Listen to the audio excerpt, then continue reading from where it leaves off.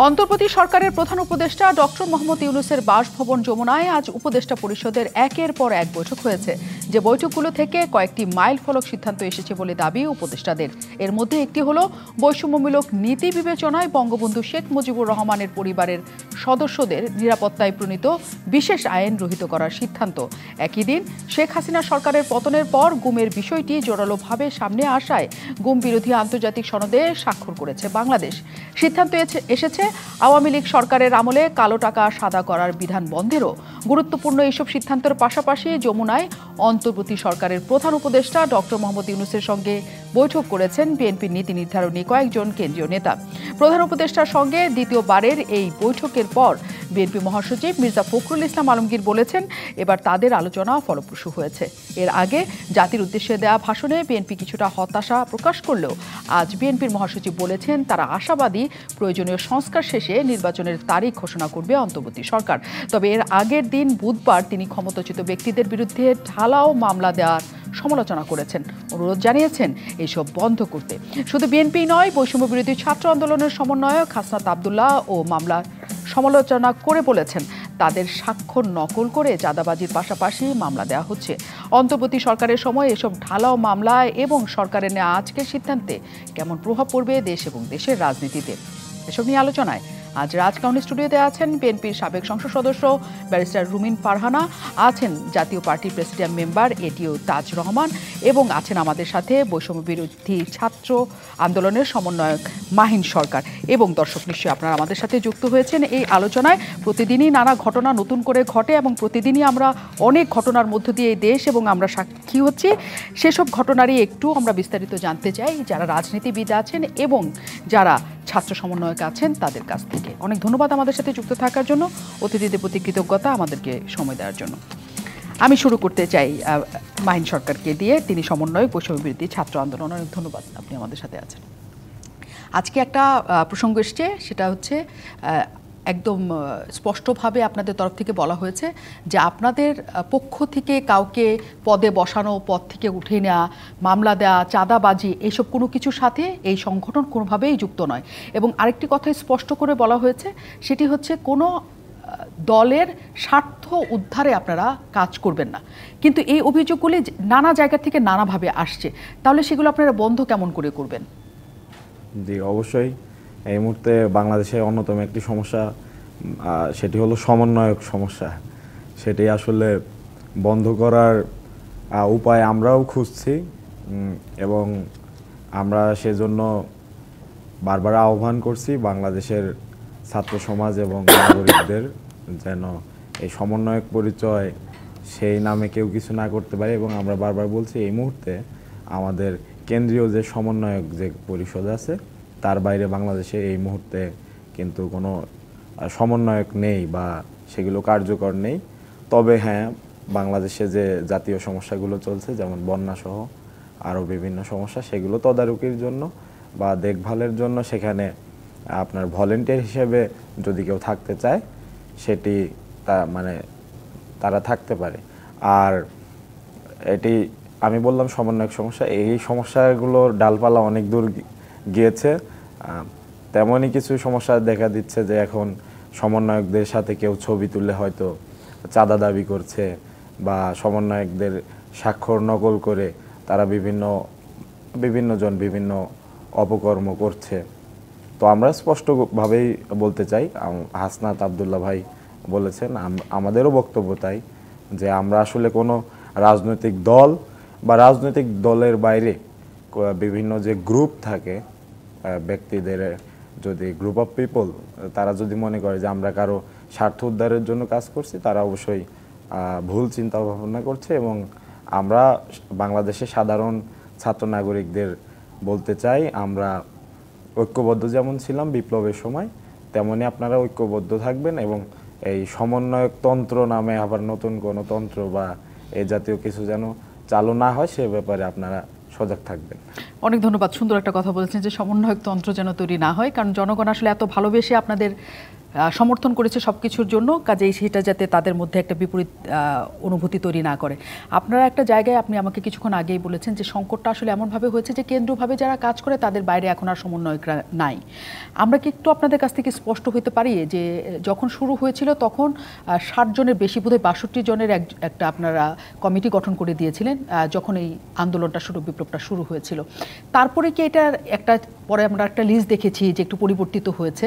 বর্তমানে আসলে কয়জন এমন সমন্বয়ক আছে আসলে তারাই এগুলো নিয়ন্ত্রণ করে বা তারাই এই ঘটনার মধ্যে আছে? তাহলে হয়তো জনগণের জন্য একটু সুবিধা হতো। যে মোটামুটি 157 জনের এই মুহূর্তে কমিটি কার্যকর আছে। আসলে ওই সময়ে এই সমন্বয়কের লিস্টটা এক্সটেন্ড করার দরকার ছিল, কারণ আপনারা জানেন যে আমরা 9 দফা দাবি দিয়েছিলাম, ধাপে ধাপে এসেছে সবগুলো। চাকুরির দাবিতে চাকুরির পরীক্ষায় যেন এই বৈষম্যমূলক কোটা বাতিল হয়, তারপরে 9 দফা, বিভিন্ন ধাপে ধাপে সেটি 1 দফায় এসেছে। তো আমরা তো অনেকেই ছিলাম পালিয়ে, বা আমরা সেফ জায়গায় যতটুকু থাকা সম্ভব আমরা গিয়েছিলাম। তো মাঠের নেতৃত্বের খুব বেশি প্রয়োজন ছিল ওই মুহূর্তে, সেজন্য আমরা কমিটিকে যতটুকু সম্ভব এক্সটেন্ড করা যায় আমরা সেটাকে করেছিলাম। তবে মূল নেতৃত্বের জায়গায় প্রাথমিক যে নামগুলো ছিল তারাই আসলে আছে, তারাই এখনো পর্যন্ত আছে। শুধু একটা হ্যানার মধ্যে নিয়ে আমি অতিথির কাছে যাব, যে এই যে কথাটা বলা হয়েছে যে কোনো মামলা দেওয়ার ব্যাপারে সমন্বয়করা কখনোই নাম দেয় না বা তাদের পক্ষ থেকে, মানে আপনাদের পক্ষ থেকে এখনো কারোর বিরুদ্ধে মামলা দেওয়া যায় এমন কোনো লিস্ট কি আসলে আপনারা করেছেন? না, আমরা এখন পর্যন্ত সেরকম লিস্ট করিনি, বা আমাদের একটা পরিকল্পনা ছিল যে কারা হুকুমদাতা বা এই ফ্যাসিস্ট সরকারের সমর্থক ছিল তাদের একটা তালিকা করা, কিন্তু এই জাতীয় দুর্যোগ বা এগুলো ট্যাকেল দিতে গিয়ে আমরা আসলে সেগুলো করতে পারিনি। তো আমাদের সেরকম কোনো এখন পর্যন্ত আপনাদের কাছ থেকে এরকম কোনো আসে নাই। অনেক ধন্যবাদ। এটিও তাজ রহমানের কাছে আমরা আসি, প্রেসিডেন্ট মেম্বার জাতীয় পার্টি। একদম মাহিন সরকার স্পষ্ট করেছেন যে তাদের জায়গা থেকে, এবং সকালবেলাতে তাদের প্রধান সমন্বয়করা এটাও স্পষ্ট করেছেন যে তাদের পক্ষ থেকে কোনো মামলা টামলা কোনো কিছু হচ্ছে না, কিন্তু প্রচুর মামলার আমরা ঘটনা দেখতে পাচ্ছি, প্রতিনিয়তই এটা হচ্ছে। অনেক হত্যাযোগ্য হয়েছে এবং এটা হচ্ছে স্বাভাবিক যে অনেক মামলা হবে, কিন্তু সেটা কি এমনভাবে করা হচ্ছে যে মামলাগুলি প্রশ্নের মুখে যে পড়ে যাওয়ার একটা শঙ্কা তৈরি হয়েছে কিনা? ধন্যবাদ আপনাকে।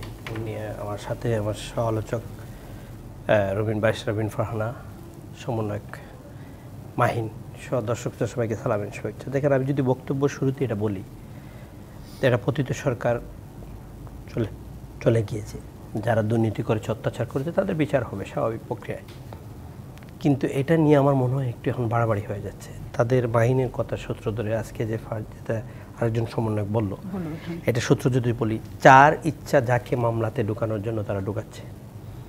কারো ব্যক্তিগত ক্রোধ আক্রোশ থেকেও এটা করা হচ্ছে, কারো ব্যবসায়িক সম্পর্ক থেকে এটা করা হচ্ছে। যে আন্দোলন ছাত্ররা করে ছাত্র জনতার মধ্যে দিয়ে সরকারের পতন হয়েছে, এটার এই মোটিভ তো না। জামাতের আমিরের একটা রেফারেন্স ধরে বলে একটা যাবে আরেকটা আসবে, এইটার জন্য তো আন্দোলন করা হয় নাই।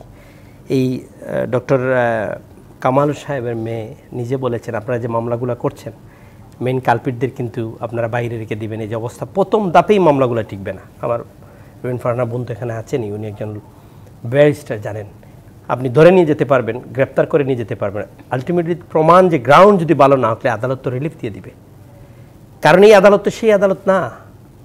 সুতরাং এখানে আপনি মামলা একজনকে হয়রানি করা যেতে পারে, ধরে নিয়ে যেতে পারেন, পুলিশ নিয়ে যাবে ধরে, যাকে ইচ্ছা নিচ্ছে। অরিজিনাল যারা মানুষকে এই দেশে এই 15 বছর এমন অত্যাচার নির্যাতন করেছে, বিরোধী মতকে দমিয়ে রাখার জন্য, দাবিয়ে রাখার জন্য, কণ্ঠরুদ্ধ করার জন্য কি না করা হয়েছে। আপনি নিজে হাসতেন আমার বক্তব্য শুনে, বলতেন টকশো ব্রেকে তাজ ভাই কি যাওয়ার জন্য রেডি হয়ে গেছেন নাকি, বিকজ আমরা বলতে পারতাম না, আপনি সেই জন্য জোক করতেন। সেই জায়গা থেকে আমরা যখন আজকে এই জায়গায় আসছি, আমি এবং বাইশ রবিন ফারহানা অজস্র টকশো করেছি, আমরা এই টকশো ইলেকশনের পরেও করেছি, আগেও করেছি। সেই জায়গা থেকে যদি বলি এদেশের মানুষ পরিবর্তন চেয়েছে, পরিবর্তন হয়েছে। এই পরিবর্তনটা অন্তর্বর্তী সরকারকে যদি আমরা সুষ্ঠুভাবে দেই, অন্তর্বর্তী সরকার যদি দলীয় অ্যাফিলিয়েশনের ঊর্ধ্বে থেকে যদি মন থেকে ওনারা মনে করে জাতিকে কিছু একটা উপহার দিতে চায়, ছাত্ররাও দিচ্ছে, পলিটিক্যাল পার্টিরাও দিচ্ছে, সাধারণ জনগণ চাচ্ছে। আমি ফেসবুকে যদি যাই, আপনাদের টকশোগুলোতে যে মানুষের কমেন্টগুলো 95% বলছে বাবা এত তাড়াহুড়া করবেন না, রিফর্ম করেন।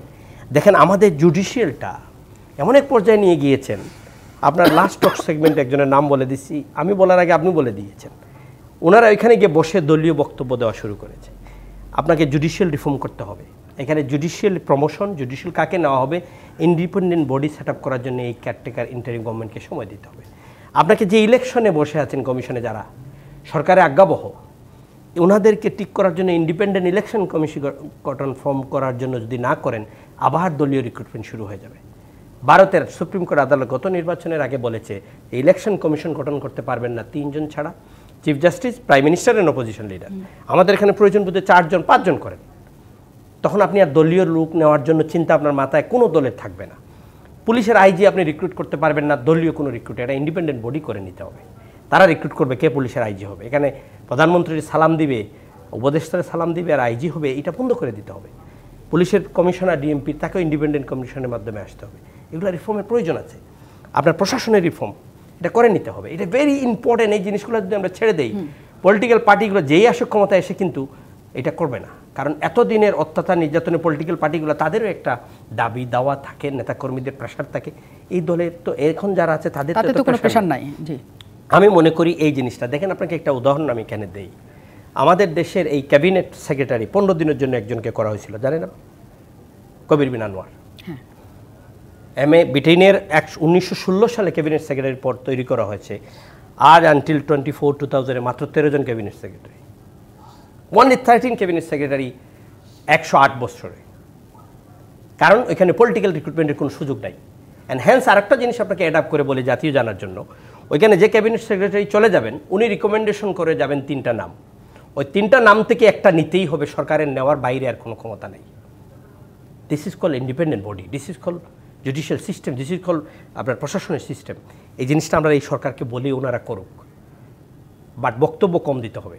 এই সরকারের অ্যাডভাইজাররা যদি বেশি বক্তব্য দেওয়া শুরু করে দেন, বক্তব্যের কাজ হলে ছাত্ররা দিচ্ছে, আমরা পলিটিক্যাল পার্টি, আমাদের কাজ বক বক করা, আমাদের ভুল হবে আপনারা ধরবেন, ওনারা আসছে ফিক্স করার জন্য। সুতরাং ওদের বক্তব্য বেশি হলে কিন্তু আবার ঝামেলা শুরু হয়ে যাবে। ওনাদের কম বক্তব্য, স্পেসিফিক কথা বলতে হবে, স্পেসিফিক আনসার দিবেন। আপনারা দিলে জাতি হবে কি, জাতির একটা আশা নিয়ে কিন্তু বসে আছে। এত ত্রাণের বিনিময়ে 1000-এর বেশি প্রাণ চলে গেছে। এবং যে কোনো রাজনৈতিক দলের প্রতি যে আশাটা থাকে তার চেয়ে অনেক বেশি আশা এই সরকারের প্রতি, যে যা কিছু অন্য কারোর কাছ থেকে পাওয়া যায় না এখান থেকে পাবে। কারণ আপনাকে একটা কথা মনে নেই, আপনি যাওয়ার আগে শেষ করে দিই, এই বাংলাদেশের এনআইডি ছাড়া সিম কার্ড নিতে পারেন না, এনআইডি ছাড়া অ্যাকাউন্ট করতে পারেন না। এটা কিন্তু 111 সরকারের কাজ। এত অত্যাচার করেছে, বিরাজনীতিকরণ করার চেষ্টা করেছে, সবকে মাইনাস করার চেষ্টা করছে। ভালো যে কাজটা করে সবচেয়ে বেশি গিয়েছে সেটা হলো এনআইডি কার্ড এই 111 গভর্নমেন্টের করা। কারণ নন পলিটিক্যাল পার্টি থেকে যারা গভর্নমেন্টে থাকে ওনাদের ইচ্ছা থাকে দেশের কিছু একটা করা, সেইটা যদি হয় এই নন পলিটিক্যাল পার্টিগুলো, এবং আমাদের আশা অনেক বেশি সবার এটা, এবং সেদিকেই তারা নিশ্চয়ই নজর রাখবে। আমরা আরও আলোচনায় যাব, আমরা ব্যারিস্টার রুমিন ফারহানার কাছে একটু যাই। অনেক ধন্যবাদ, আপনি আমাদের সাথে যুক্ত আছেন।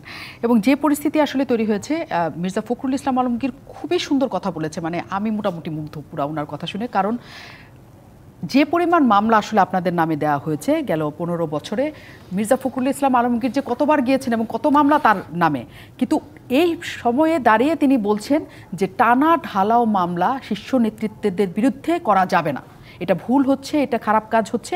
এই যে একটা লাইন, ভীষণ রকমের আশাবাদী করার লাইন, যে প্রতিশোধের রাজনীতি থেকে আমরা বের হয়ে আসছি, কাজে যে পরিস্থিতিটা এখন তৈরি হয়েছে আসলে সেই পরিস্থিতিতে যে আশার জায়গা এই সরকারের কাছে, সেটা কি আপনি কি দেখতে পাচ্ছেন, মানে আলোটা দেখতে পাচ্ছেন কিনা? আপনাকে অসংখ্য ধন্যবাদ। নিশ্চয়ই বিরাট একটি আশা নিয়েই তো আসলে এই সরকারটি গঠিত হয়েছে। এই আশাটি সাধারণ মানুষের, এই আশাটি জনতার, এই আশাটি সকল রাজনৈতিক দলের যারা নেতাকর্মী আছেন তাদের, এবং সর্বোপরি দেশের ছাত্র সমাজের একটা স্বপ্ন তো আছেই।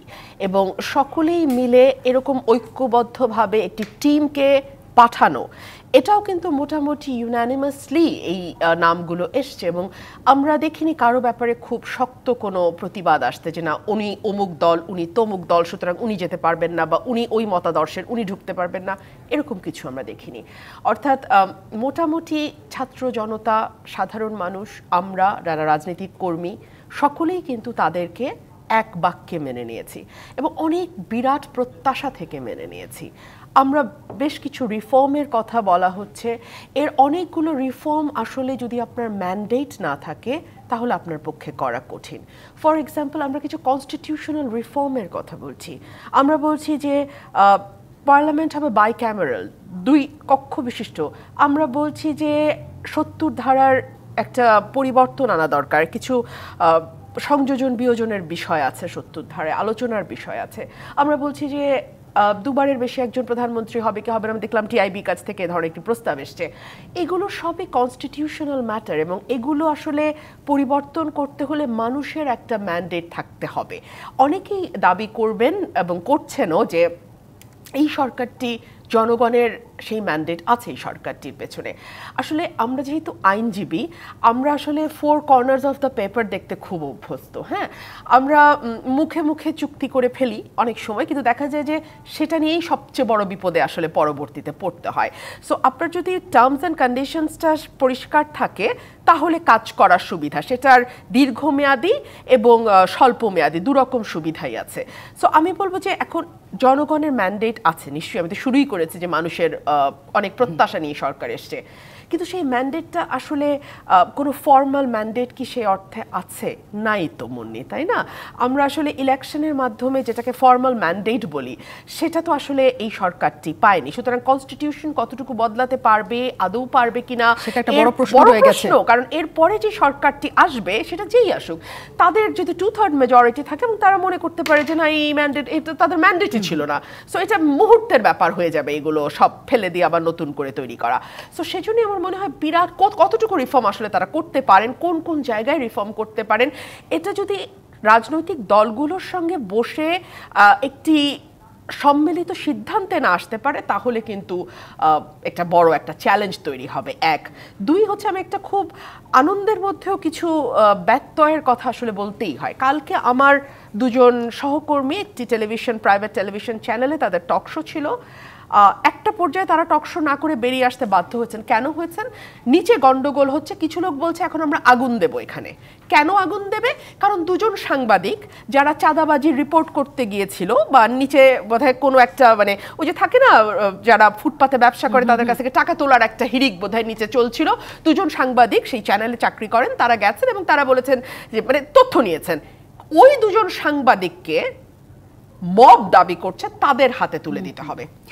টেলিভিশন চ্যানেল যতই বলছে আপনারা পুলিশ ডাকেন, সাংবাদিক যদি কোনো অন্যায় করে থাকে পুলিশের সামনে পুলিশের হাতে আমরা দেব, তারপরে দফা রফা যা হওয়ার হবে। তখন তারা জবাব দিচ্ছে কিসের পুলিশ, দেশ চালাই আমরা, দেশ চালায় ছাত্ররা। এইরকম অডাসিটির কথা কিন্তু এই দেশের মানুষ শুনে অভ্যস্ত না মুন্নি। 17 বছর আওয়ামী লীগের বাড়ি খাইছি, 17 বছর আওয়ামী লীগ দৌড়াইছে, মামলা দিছে, ঘর ভাঙছে, বাড়ি ভাঙছে, এলাকায় গেছি গাড়ি ভাঙছে, ডিজিটাল সিকিউরিটি অ্যাক্ট থেকে শুরু করে পুলিশ হত্যা মামলা পর্যন্ত আমার নামে আছে। এখন জানিও না মামলাগুলোর কি অবস্থা, জাস্ট জানি জামিনে আছি।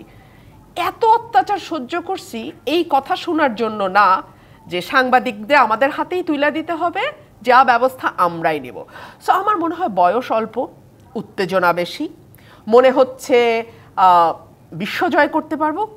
নিশ্চয়ই, কেন নয়, এখন 18,000 যুদ্ধে যাবার তার শ্রেষ্ঠ সময়, কিন্তু একটু ধীরে একটু ধীরে। এদেশের মানুষ কিন্তু মুহূর্তে ঈশ্বর বানায়, মুহূর্তে তাকে নরকে পাঠায়। এই বিষয়গুলো মাথায় রাখতে হবে।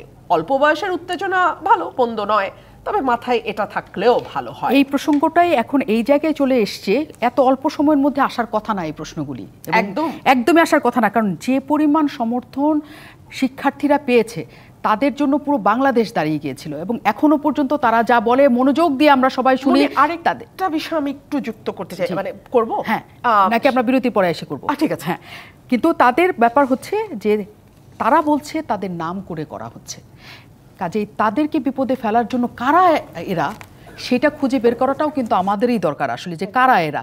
এবং আমরা বিরতির পর জানতে ফিরবো যে এটি থেকে বের হতে পারবো কেমন করে। আমরা বিরতির পর ফিরছি। অনেক ধন্যবাদ দর্শক আমাদের সাথে যুক্ত থাকার জন্য। আমাদের সাথে মাহিন সরকার আছে, সমন্বয়ক বৈষম্য বিরোধী ছাত্র আন্দোলন। মাহিন, আপনি যেটা শুনছিলেন যে ব্যারিস্টার রুমিন ফারহানা বলছিলেন যে একটা মব কালচারের মতো তৈরি হয়েছে এবং ছাত্রদের নাম করে, দলের নাম করে নানাভাবে এটা হচ্ছে। আপনারা বলছেন আপনারা স্পষ্ট সেখানে না, তাহলে এটা মানে কিভাবে এই মবের শেষ হবে কেমন করে? সেটি যে কোনো স্বার্থান্বেষী গোষ্ঠী বা রাজনৈতিক দল বা যে কোনো গ্রুপ হতে পারে, বা আমাদের ছাত্রদের এই অর্জনকে কলঙ্কিত করতে চায় সেরকম হতে পারে। আসলে এটা নিয়ে বিপ্লব পরবর্তী কিছু সিচুয়েশন থাকে, এটা শুধু বাংলাদেশে না, সব দেশে, আমি জেনারেলাইজ করছি না এই কালচারটাকে। এটা আসলে বিপ্লব পরবর্তী কিছু সিচুয়েশন থাকে যেগুলো আসলে অনেকখানি মব নিয়ন্ত্রণ করে দেশকে, এরকম হয়। আমরা সেটা কখনোই সাপোর্ট করি না এবং সেটা আমরা চাই না।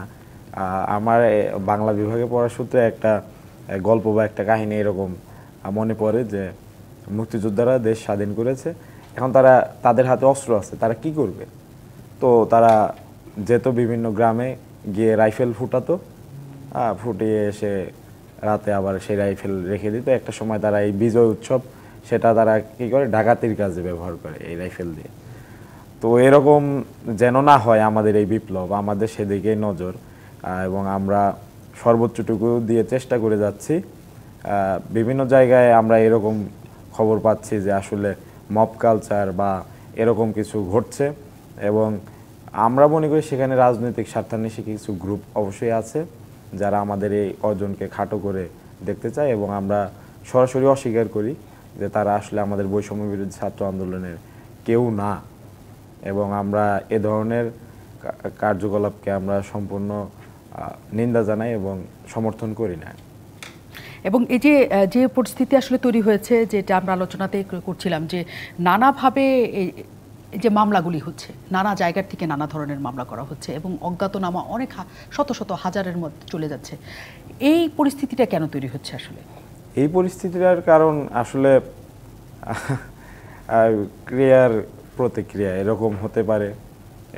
এটাকেও আমি জেনারেলাইজ করছি না, কারণ আমি বলে নিচ্ছি আমার রাজনৈতিক জ্ঞান একটু কম, তো জেনারেলাইজ আমি করছি না।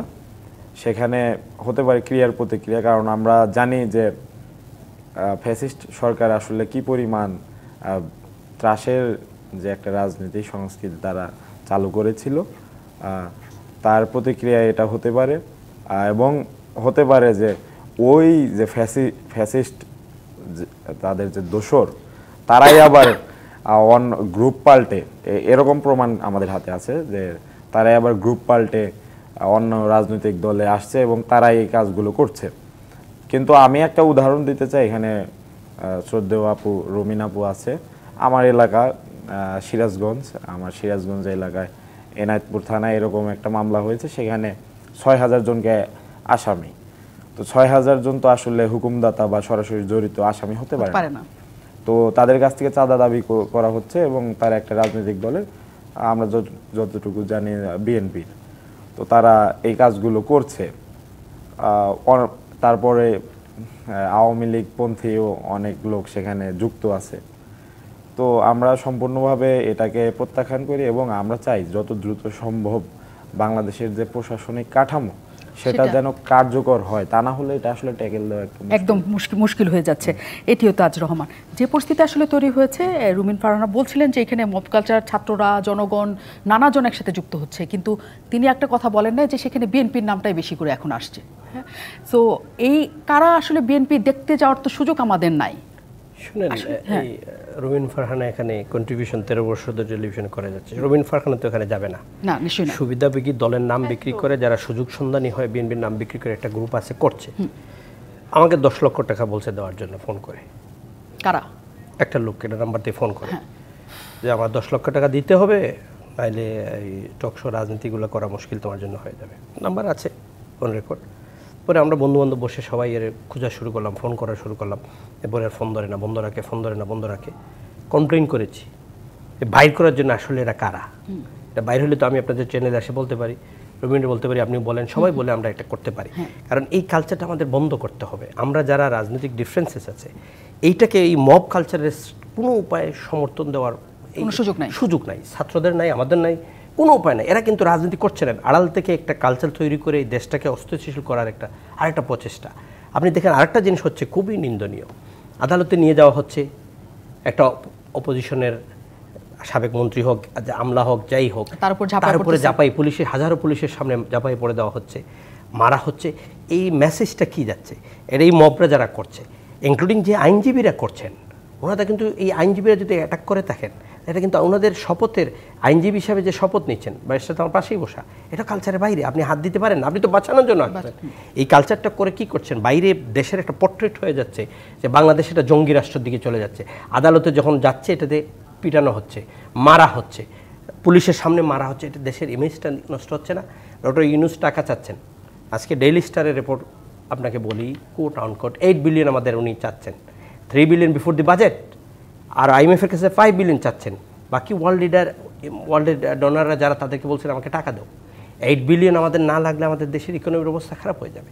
সেই অবস্থা এখন এই আইন শৃঙ্খলা। আমি আপনাদের চ্যানেল দিয়ে কালকে যাচ্ছি, একটু যাওয়ার পরে সামনে পুলিশে বাসটারে থামাইছে, এই বাস ড্রাইভারটা না থামাইয়ে সামনে চলে গেছে। পুলিশ গিয়ে বললো আপনার আমি সিগন্যাল দেয় নাই, আমি তো লাইট মেরে সিগন্যাল দিচ্ছি, আমি রাইট বিহাইন্ড দি এখানে ওই পুলিশের পিছনে, আপনার সিগন্যাল টিগন্যাল এগুলো দেখি না। এই যে পুলিশের না ভয় পাওয়ার যে কালচারটা শুরু হয়ে গেছে, এটাই সবচেয়ে বড় দেশের ব্যর্থতা। পৃথিবীতে অদ্ভুতান অনেক দেশে হয়েছে, আরব স্প্রিংয়ে, লিবিয়া, আপনার তিউনিসিয়া, ইজিপ্ট, ইরাক, আপনার সব সিরিয়া তো শেষ হয়ে গেছে, পুলিশরা কিন্তু বেগে যায় না কোনো দেশে। একটা অদ্ভুতান আমি খুঁজে পাইনি সার্চে। আমাদের দেশের পুলিশকে এত দলীয়করণ করছে আওয়ামী লীগ, এরা বেগে সবাই আন্ডারগ্রাউন্ড চলে গেছে। এখন 2,13,000 পুলিশের মধ্যে কত হাজার যে আসছে আমি তো নিজেই জানি না। আমি তো ঘুরি ঢাকা শহর, হোভারিং করি, পুলিশ দেখি না। ট্রাফিকে যারা আছে মনে হচ্ছে তাদের মানে কে পিটাই নিয়ে আসছে, এখানে বসতে চায় না তারা। এটা তাদের মধ্যে একটা আতঙ্ক তৈরি হয়ে গেছে, বলে সংস্কৃতি চলে গেছে, রিক্সা ড্রাইভার জাড়ি দেয়, বাস ড্রাইভার জাড়ি দেয়, মানে আমাদের পাইলেই মারবে নাকি, এই যে একটা কালচার তৈরি হয়ে গেছে, এটা দেশটাকে তো আপনি কন্ট্রোল করতে পারবেন না। এরকম যদি হয়, পলিটিক্যাল পার্টিরা সাপোর্ট না দেয়, ডিফারেন্সেস হয়ে যায় পলিটিক্যাল পার্টিদের মধ্যে। আরেকটা ডেঞ্জারাস চাচ্ছি, আপনি স্বাধীনতা অর্জন করেছেন কিন্তু এটা রাখা খুবই কষ্টকর। আপনাকে যদি ফেইল স্টেট হয়ে যায়, লিবিয়ার মতন, সিরিয়ার মতন, আপনার আঞ্চলিক আন্তর্জাতিক শত্রুরা বসে আছে আপনার দেশটাকে অস্থিতিশীল করার জন্য, আপনাকে বলে গেলে চলবে না। এই 53 বছর এই দেশের রাজনৈতিক বিভেদের কারণে বিদেশি শক্তিরা এতভাবে নেক্সাসের মতো আমাদের দেশের উপরে বসে আছে। এই দেশটা তো আপনার, ওনার, আমার মাহিন সরকারের, একা কেউ দাবি করার নাই, এই দেশ আমার, সকলের দেশ। এই দেশটা যদি ভালোভাবে চলে, আপনি বাইরে গেলে, আমি বাইরে গেলে, আমরা বুক উঁচু করে, মুখ উঁচু করে দাঁড়াতে পারি। যখনই ফেইলিয়ার স্টেট হয়ে যাবে, দেন সিরিয়া নামই নিতে চায় নাই, আফগানিস্তান, ইরাক, পাকিস্তানের অবস্থা, যে কোনো কিছু আমরা কোনো অবস্থায় রাজনীতিবিদরা বিশেষ করে আমরা কখনো এই দেশকে ফেল হইতে দিতে চাই না। ব্যারিস্টার রুমিন ফারহানা, আপনাদের নাম বারবার আসছে এবং আপনি যেটা বলছিলাম, বারবারই মহাসচিবের নাম আসছে আপনাদের, কারণ তিনি একই সাথে বলেছেন যে 111-এ যা কিছু করা হয়েছিল, যে নানা বদনাম তৈরি করা, নানা ধরনের দুর্নীতির প্রসঙ্গে এনে আপনাদের নামে মামলা টামলা, সেই প্রসঙ্গটাই তিনি বারবার এনেছেন। কিন্তু যখন আসলে আমরা ভালো করে তাকাই, সত্যি সত্যি কিছু না কিছু নাম বিএনপির আমরা পাই যে যারা এই দখলদারিত্বের মধ্যে জড়িত হয়েছেন, এবং আপনাদেরই নেতৃত্বের আমরা দেখি যে খুনের মামলায় করা হচ্ছে, আবার তাদেরই দেখি নানা জায়গায় যেতে একই সাথে। মানে আমরা বুঝছি না যে আপনারা কি আসলে এই যে একটা সফল রাষ্ট্র গঠনের যে জায়গায় আমরা আছি, সে জায়গায় আছেন নাকি নাই? মামলার ব্যাপারে আমাদের মহাসচিব অত্যন্ত মানে অভূতপূর্ব একটি কথা বলেছেন, যেটা আমি এর আগে বাংলাদেশে যারা রাজনীতি করেছে, প্রতিপক্ষকে মামলা দিতে পেরেই তারা খুশি। যে কোনো মামলা, সেটা মলার গায়ে আগুন দেয়া থেকে শুরু করে পুলিশ হত্যা পর্যন্ত যা পেরেছে মামলা দিয়েছে। কখনো শুনি নাই যে সরকারে থাকা কেউ বা প্রতিপক্ষকে মামলা দেওয়ার পরে কেউ দলের নেতাকর্মী বলছে যে এইরকম মামলা দেবেন না, এই মামলাটা দেওয়া ঠিক হচ্ছে না। ফর দ্য ফার্স্ট টাইম বাংলাদেশে এই প্রথম আমরা দেখলাম। তারপরেও আমরা লক্ষ্য করছি বিএনপির নাম বিভিন্ন জায়গায় ব্যবহার করা হচ্ছে। সব যে মিথ্যা তাও আমি বলবো না, কিন্তু সব সত্য তাও নয়। কেন নয়? এ কারণেই নয় যে কারো গায়ে তো আর বিএনপি, আওয়ামী লীগ, জামাত, জাতীয় পার্টি লেখা থাকে না। একেবারে কর্মী পর্যায়ে যারা, সাধারণ মানে সমর্থক যারা, তারা যখন যেই দল ক্ষমতায় থাকে বা ক্ষমতার কাছাকাছি থাকে, তারা চেষ্টা করে সেই দলের নাম ব্যবহার করতে। এটা কতটুকু কন্ট্রোল করা যায়, দ্যাট ইজ দ্য চ্যালেঞ্জ। এবং যেহেতু আমরা কিন্তু ক্ষমতায় নাই, গতকালকেও অ্যাক্টিং চেয়ারম্যান সাহেবের সঙ্গে আমাদের বৈঠক ছিল, উনি স্পষ্টভাবে একটা কথা বারবার বলেছেন, দেখুন আমরা কিন্তু ক্ষমতায় এখনো যাইনি, সুতরাং আমাদের কাছে আকাশ সমান প্রত্যাশাও যেমন মানে ঠিক হবে না, আবার নিজেদেরকে ভাববেন না যে আপনারা ক্ষমতায় চলে যাওয়া দল, সুতরাং কাজ করুন এবং এতদিন যেভাবে পরিশ্রম করেছেন সেটাকে ধরে রাখুন। এই উক্তিটা আমার মনে হয় যদি একেবারে তৃণমূল পর্যন্ত কর্মীরা নিজেদের ভেতরে ধারণ করতে পারতেন, তাহলে আজকে আমাকে এখানে সিরাজগঞ্জের 6000 আসামির কথা শুনতে হতো না। দেখুন, 6000 আসামি খুবই ব্যাড প্রেসিডেন্ট, খুবই খারাপ একটি নজির, কিন্তু এই নজিরটা তো আসলে 15 বছর হয়েছে, তাই না? আমরা দেখেছি যে 20 জন 25 জন আসামির নাম দিয়ে বাকিরা অজ্ঞাত, একেবারে শত শত হাজার হাজার অজ্ঞাত, এবং সে অজ্ঞাত সুবিধা কি? পুলিশ বাণিজ্য করত। এখন ইয়াং পপুলেশন, ইয়াং জেনারেশন তারা বাণিজ্য করছে। বা পাশের বাসায় যে আছে তার সঙ্গে আমার জমির বিরোধ, সে বলছে তোমায় আমাকে টাকা দাও, নাহলে কিন্তু অজ্ঞাতনামায় তোমার নাম দিব, আমার সাথে অমুক সমন্বয়কের ভালো খাতির, আমার ছেলে অমুক সমন্বয়কের সাথে পড়ে, আমার ছেলে আন্দোলনে গেছে। এখন তো আন্দোলনে যাওয়া বা ছাত্র হওয়া মানেই একটু একটু ভীতির দিকে যাচ্ছে আর কি। হ্যাঁ, আগে যেমন প্রীতিবোধ করতাম, এখন একটু একটু ভীতিবোধ করি। তো ওই জায়গাটাতে তো আসলে মানে ওই সেন্টিমেন্টটা ইউজ করছে অনেকে গ্রাম পর্যায়ে। ফর এক্সাম্পল, আমি কিন্তু এখন প্রতি সপ্তাহে মুন্নি গ্রামে যাই, আমি আগামীকাল সকালে আবার গ্রামে যাব। এখন প্রশ্ন আসতে পারে, একেবারে আগামী মাসে তো ইলেকশন না, তাহলে আপনি এত গত সপ্তাহে আমি 10 দিন গ্রামে ছিলাম, তারপরে এখন মাসে 15-20 দিন কেন গ্রামে থাকেন? গ্রামে থাকি এ কারণে যে আমি গ্রামে বসে আছি, এটাই আমার কর্মীদের জন্য যথেষ্ট মেসেজ যে উল্টা পাল্টা করতে পারবে না। এবং কোন রকম উৎসব, তোরণ নির্মাণ, আপা ওই ইউনিয়নে কালকে যাবে, আপা ওই ইউনিয়নে পশু যাবে, তোরণ বানানো, পোস্টার ছাপানো, বিলবোর্ড বানানো, নো। আমি যখন এলাকায় বসে থেকে এটা এনশিওর করি, আমি আশা করি বিএনপি একটা বিরাট দল, এবং 17 বছরে বিএনপি তার শক্তি সামর্থ্যের পরীক্ষা দিয়ে সারছে। কিন্তু আপনি করছেন সেটা, সবাই কি সেটা করে নাকি? আমি সেই প্রশ্নটা একটা মানে সম্পূরক প্রশ্ন ছিল যে আপনাদেরই নেত্রী খুনের মামলার আসামি, কিন্তু তাকে আমরা দেখছি প্রকাশ্যে। কাজে আপনারা কতখানি প্রকাশ্যে খুনাখুনির মামলা সমর্থন করেন কিনা সেটাও কিন্তু আমাদের কাছে স্পষ্ট না। আমি বিরতিতে যেতে চাই, বিরতির পর আসবো। এবং আপনি একটা লাইন বলেছেন যে প্রীতি থেকে ভীতির দিকে যেন আমরা না যাই, এর মধ্যে ভীতির দিকে যাওয়ার কথা রুমিন ফারহানা বলছে, কিন্তু আমরা আসলেও সেদিকে যাচ্ছি কিনা বিরতির পর ফিরছি। অনেক ধন্যবাদ দর্শক আমাদের সাথে যুক্ত হওয়ার জন্য। আমাদের সাথে মাহিন সরকার আছে, এবং আপনারা আসলে যে রকম ঘটনার মধ্য দিয়ে যে একটা নতুন সরকার গঠন করেছেন এবং এখনও পর্যন্ত সরকারকে সহায়তা করছেন, নানা দিক থেকে আপনারা সহায়তা করছেন, এর মধ্যে এইসব জিনিস, নেতিবাচক জিনিস আপনাদের মধ্যে ফালানোর চেষ্টা করা হচ্ছে, মানে আপনাদের দিকে তৈরি করার চেষ্টা করা হচ্ছে। এই যে প্রীতি থেকে ভীতির জায়গায় যাওয়া, এইটার দিকে আপনারা সচেতন আছেন কিনা, এবং আপনারা সে ব্যাপারে কি করবেন? জি আপু, আমি সেটাই বলতে চাই। রুমিন আপু একটু আগে বললেন যে অমুক সমন্বয়কের সাথে খাতির বা এরকম থেকে ভীতির যে সংস্কৃতি, মানে প্রীতি থেকে ভীতির যে সংস্কৃতি, সেটি তৈরি হচ্ছে কিনা।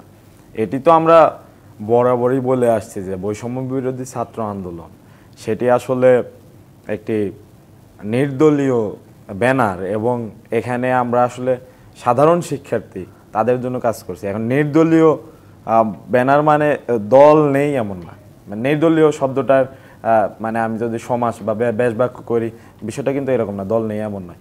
এটা আসলে একটা অধিকার আদায়ের প্ল্যাটফর্ম ছিল, সেখানে আসলে সবাই দলমত নির্বিশেষে প্রত্যেকে ইনক্লুড ছিল। তো তারপরও আমরা কিন্তু সেই জায়গা থেকে আমরা বারবার প্রচার করছি, যে বলার চেষ্টা করছি যে আমরা কিন্তু এগুলোর সাথে নেই, এবং বিভিন্ন জায়গায় যারা আমাদের কমান্ড মানে আর কি সাধারণ শিক্ষার্থীরা, তাদেরকে কিন্তু আমরা নির্দেশনা দিচ্ছি যে তোমরা এগুলোকে প্রতিহত করো। এখন আমরা কিন্তু পলিটিক্যাল কোনো পার্টি না, এটা বুঝতে হবে। তো আমরা যেহেতু পলিটিক্যাল কোনো পার্টি না, তারপরও আমরা নির্দেশ দিচ্ছি এবং সেই দিকে আমরা নজর রাখছি। আমরা তো ছোট মানুষ, আমরা পুরো দেশের কোথায় কি ক্যান্টনমেন্টে কি হচ্ছে সেদিকে আমার নজর রাখতে হচ্ছে, বিচার বিভাগীয় সেদিকে নজর, আনসারের বেশে কেউ আসছে কিনা সেই দিকে নজর রাখতে হচ্ছে, বন্যা দুর্গত সেদিকেও আমাদের নজর রাখতে হচ্ছে। তো আসলে মানুষের অনেক বেশি প্রত্যাশা, আমরা সে মেটানোর জন্য কাজ করে যাচ্ছি। কিন্তু আমার প্রশ্ন হচ্ছে যে বিভিন্ন রাজনৈতিক দল বা গ্রুপ তারা আসলে তাদের দায়িত্ববোধের জায়গা থেকে তারা কতটুকু নির্দেশ দিচ্ছে তাদের কর্মীদের প্রতি, এই প্রশ্নটা নিয়েই আমি তাহলে মাহিন, আর কিছু বলবেন মানে ছোট্ট করে আবার সময়। এটাই হলো একটাই। আর অডাসিটির কথা বললেন আপু, রুমিন আপু, যে আসলে মব কালচারটা এমন যে আপনি সেখানে যাবেন, আপনার যদি ইন্টেনশন হয় খারাপ, সেখানে গিয়ে যদি আপনি বলেন যে তুমি অমুক অপরাধ করো রে, তো মানুষ কিন্তু করে ফেলবে একদম। কাজেই সেই জায়গাটা থেকে আমাদের তো অবশ্যই উঠতে হবে। এবং মাহিন যে কথাটা বললো, এটিও তাজ রহমানের কাছে চাই যে রাজনৈতিক দলগুলি আসলে সেই জায়গায় সচেতন আছে কিনা, ওরা একা এত কিছু কেমন করে করবে। না, রাজনৈতিক দল তো সচেতন হতে হবে, রাজনৈতিক দলের নেতৃবৃন্দ সচেতন হতে হবে। আওয়ামী লীগ গত 15 বছরে সবার নামে মামলা করছে, ধরে নিয়ে গেছে। আমার নামে 2014-তে ডিজিটাল সিকিউরিটি একটা মামলা, আমি বলেছিলাম বিনা ভোটের এমপি। আজকে 10 বছর থেকে আদালতে আমি হাজিরা দিচ্ছি আর বেইল নিচ্ছি, হাজিরা দিচ্ছি আমি ব্যক্তিগতভাবে। তাই বলে এখন নতুন গভর্নমেন্ট আসছে ছাত্র গণঅভ্যুত্থানের মধ্যে, এখন কি সেটা হবে? তাহলে তো ওইটার সাথে আমাদের আর কম্প্যারিজন করা গেল না, তাহলে একই হয়ে গেল। আমরা এটা থেকে বেরিয়ে আসতে হবে। এবং মব কালচারে কিন্তু আমি মাইন সরকারে মানে উইথ রেসপেক্ট বলি, ও বলছেন যে আমাদের এগুলোতে আমরা দেখার চেষ্টা করছি, অন্যদিকে খেয়াল থাকার। এই মব ছাত্ররা কিন্তু জড়িত আছে, সুবিধাভোগী পলিটিক্যাল পার্টি রেফুলেশনে গিয়ে ছাত্ররা করছে। এরা বলতেছে করোনা এটা, কিন্তু অনেকে মানছে না এটা। এখন আইন শৃঙ্খলা পরিস্থিতি নাজিন মুন্নি একবারে নাই, কিন্তু আপনি জানেন। একদম। এখন আমি ব্যক্তিগতভাবে মনে করি এই মুহূর্তে যতদিন পর্যন্ত পুলিশ ফাংশনিং হবে না প্রপারলি, প্রত্যেকটা থানায় এবং ইয়েতে আর্মিকে ডিপ্লয় করা উচিত বাইরে। আর্মি যেন তার কল হিসাবে যেন তাড়াতাড়ি যায়। আদারও এই যে মব কালচার যেটা শুরু হয়েছে, এটা কিন্তু আরও খারাপ হবে।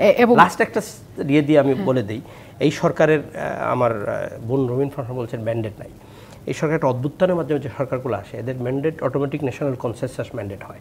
আপনি এই সরকার যদি রিফর্ম করে একটা ভোট দেয় ইয়েস হা না, ওটা যদি করে নিতে চায় এটাও তারা করতে পারে। দেন সেকেন্ডটা আছে, যা করবে পলিটিক্যাল পার্টির সাথে আলোচনা করে সবার সাথে একটা ন্যাশনাল কনসেন্সাস নিয়ে ফার্স্ট পার্লামেন্ট সেশনে এটা অ্যাপ্রুভ করে নিয়ে সংবিধানে ইনক্লুড করতে একদম। এটা নিয়ে নিশ্চয়ই আমরা আবারও একদিন বড় আলোচনা দিতে হবে। শুধু আমি ব্যারিস্টার রুমি ফারহানার কাছে জানতে চাই যে আসলেও এখন রাজনৈতিক দলগুলোর দিকেই কিন্তু সবাই তাকিয়ে আছে সেই জায়গায়। আমি আমার দলের ব্যাপারে একটা কথা খুব পরিষ্কার বলতে চাই। এই সরকার পতনের 7 দিনের মধ্যেই আমাদের 3 জন সাংগঠনিক সম্পাদক এবং বেশ ইম্পর্টেন্ট কিছু কমিটির মেম্বারকে কিন্তু পদ স্থগিত করা হয়েছে, বহিষ্কার করা হয়েছে। এবং আপনি যে প্রশ্নটি করছিলেন যে তাদেরকে তারপরেও বিভিন্ন জায়গায় দেখা গেছে, হ্যাঁ 1-2জনকে দেখা গেছে, একদম ঢালাওভাবে বললে ভুল হবে। এবং আমার মনে হয় যে এটা জনাব তারেক রহমান আমাদের অ্যাক্টিং চেয়ারম্যান, ওনার স্পষ্ট নির্দেশনার ব্যত্যয় ঘটিয়ে এই ঘটনাগুলো ঘটানো হয়েছে। এবং উনি আমাদের সঙ্গে খুব পরিষ্কার ভাষায় ওনার মেসেজ দিয়ে দিয়েছেন। ইট ওয়াজ লাউড অ্যান্ড ক্লিয়ার যে 17 বছরে কে কত ত্যাগ স্বীকার করেছে আমি জানি, আমার মনে আছে, কে কত কাজ করেছে সেটাও আমি জানি, কিন্তু আমি ন্যূনতম কোনো বিচ্যুতি মানব না। কারণ আমার চেয়ে বেশি কষ্ট বা ত্যাগ স্বীকার, আসলে সত্যি কথা, ওনার পরিবারের চেয়ে বেশি ত্যাগ স্বীকার তো কেউ করেননি। হ্যাঁ, দেশনেত্রী Begum Khaleda Zia almost she is in the verge of her মানে ডেথ বেড, এতটাই নির্যাতনের উপর হয়েছে। সুতরাং উনি স্পষ্ট বলেছেন যে কে কি করছে আমি জানি, কে কি করেছে তাও আমি জানি, কিন্তু এগুলো আমরা ফার্দার নেব না। এবং আমরা যে আসলে আমাদের পূর্ববর্তী সরকারটির মতো নই সেটা আমাদের প্রতি মুহূর্তেই আসলে নিজেদের কাজের মধ্যে দিয়ে প্রমাণ আপনাদের কিন্তু প্রমাণ করতে হবে রুমি ফারহানা, কারণ সেই প্রমাণটার জন্যই সবাই বসে আছে, যা নির্বাচনে আগামী নির্বাচনে প্রতিফলিত হবে। অনেক ধন্যবাদ রাজকারণে থাকার জন্য।